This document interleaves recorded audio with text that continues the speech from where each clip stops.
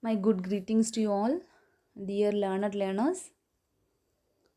In this video, we'll see Daddy, the poem written by the American poet, novelist, and short story writer Sylvia Plath. Sylvia Plath was born on 27th October 1932 and died on 11th February 1963. She is credited with the advancing the genre of conventional poetry and is best known for two of her published collections, The Colossus and Other Poems and Ariel, as well as The Bell Jar, a semi autobiographical novel published shortly before her death. In 1981, the collected poems were published, including many previously unpublished works. For this collection, Plath was awarded a posthumous Pulitzer Prize in Poetry in 1982, making her the best to receive this honor posthumously. Born in Boston, Plath studied at Smith College in Massachusetts and at Newham College in Cambridge, England. She married a fellow poet called Thaddeus in 1956 and they lived together in the United States and then in England. They had two children before separating in 1962. Sylvia Plath was clinically depressed for most of her adult life and was treated multiple times with the electroconvulsive therapy ECT, and in 1963 she committed suicide. And now the poem Daddy. Daddy is a controversial and highly anthologized poem by Sylvia Plath. It was published, as I said, posthumously in 1965 as part of the collection Ariel. The poem was originally written in October 1962, a month after Plath's separation from her husband, and that is the poet Thaddeus, and 4 months before her death by suicide. It is a deeply complex poem, informed by the poet's relationship with her deceased father, Otto Plath. It is really told from the perspective of a woman addressing her father, the memory of whom has an oppressive power over her. The poem details the speaker's struggle to break free of his influence. The speaker begins the poem by addressing the circumstances in which she lives, saying that they are simply no longer adequate. She compares herself to a foot living inside a black shoe.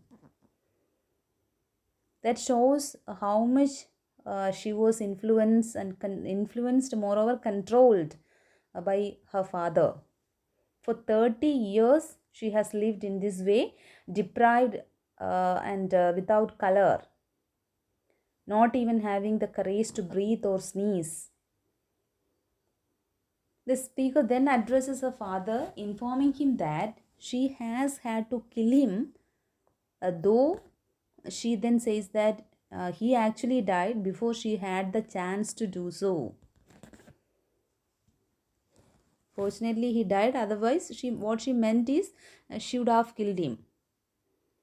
She describes her father as being heavy as marble and like a bag full of gold, as well as like a horrifying statue with one toe that looks like San Francisco seal, which is very huge and grey.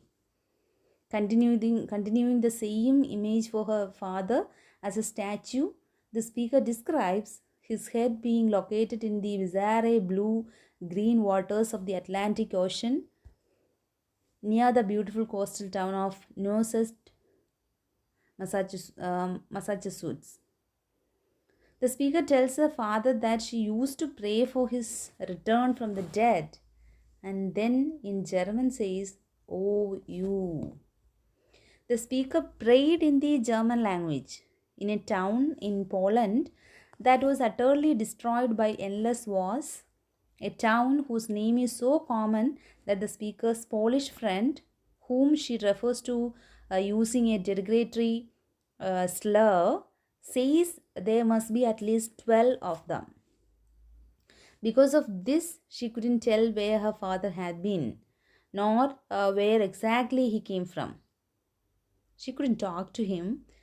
It felt as though her tongue kept getting caught in her jaw while she tried to speak to him. It was as though her tongue was stuck in a trap made of a barbed wire. The speaker slutters the word I in German, demonstrating what it felt like not to be able to speak. She thought every German was her father. She thought the language was offensive and disgusting. All her agony, all her anger, all her disgust towards her father is being described as offensive and disgusting. Even the language he speaks is hated by her. The speaker continues describing the German language, saying that it was like the engine of a train carrying her off like a Jew to the concentration camp. She began speaking like a Jew and then started thinking that she might in fact be a Jew. The speaker, perhaps still imagining herself on this train, then describes the Austrian state of Tyrol and the beer of Austria's capital city as being impure and false. She then lists other things that might make her Jewish, her Romani ancestry, her strange luck, and her tarot cards. She always been afraid of her father in particular, whom she associates with the German Air Force and who spoke words that seemed impressive at first but turned out to be nonsense. She goes on to describe his carefully groomed mustache and his blue Aryan eyes, and then refers again to his link to the German military, this time invoking the armed vehicles used in World War II. The speaker addresses her father as "Oh, you," again and again, but this time in English. Again, describing her father, the speaker claims that he is not God after all, but rather a swastika, which is the symbol of German Nazi regime, so opaque that no light could get through it. She then goes on to that all women are fascists, being stepped on brutally by someone who is a monster at heart. The speaker then recalls a photograph of her father where he is standing in front of a blackboard. In the picture, one could see that he has a cleft chin, but the speaker implies that he has the cleft feet of a devil as well. He's calling her father as a devil, in fact.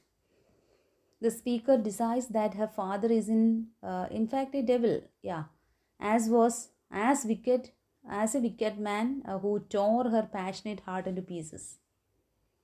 The speaker was 10 years old when her father died. When she was 20, she tried to commit suicide so that she could finally be reunited with him. She thought even being buried with him would be enough. The suicide attempt was really unsuccessful. However, as she was discovered and forced into recovery, the plan having failed, she came up with another thought. So she made a model of her father, a man in black who, like her father, looked the part of a Nazi. This man had the love for future. She married him. The speaker, directly addressing her father again, claims she is finally through. The telephone's unplugged and no one will be getting through to her. The speaker reckons that if she is killed one man, she is in effect killed two. She refers to her husband, in fact. He is being addressed as a vampire here, saying that he drank all her blood for a year. At first, she says for a year and then corrected by telling 7 years. She then tells her father he can lie back now because she has got a model of her father now. There is sharp wooden post, the kind used to kill vampires, stuck through her father's heart. The speaker here imagines a village in which the locals never liked her father, and so they were dancing and stomping on his body because they always knew exactly what he was. The speaker deems her father despicable, and again tells him that she is finished. That is how she ends the poem. And talking more about the poem, it is written in free verse, I must say, because there is no pattern of rhythm or rhyme, and it is a 5-line stanza. There are 16 quintains, you can say, breaking up this long poem. Even though there is no specific rhyme scheme, there are a lot of int and internal rhymes. We can see a lot of internal rhymes in Daddy. And the int rhyme started with the first line, which ended in do and is repeated often, and all the way to the last line, which ends in through. The poem is held together by sound as much as meaning, and rhymes and repetition can be found throughout. There's a lot of iambic verse, which means that the line is patterned by unstressed syllables followed by stressed syllables. That's all. So it's all about gender and oppression, then power and myth making, etc. Okay, that's all about the poem, Daddy. Thank you.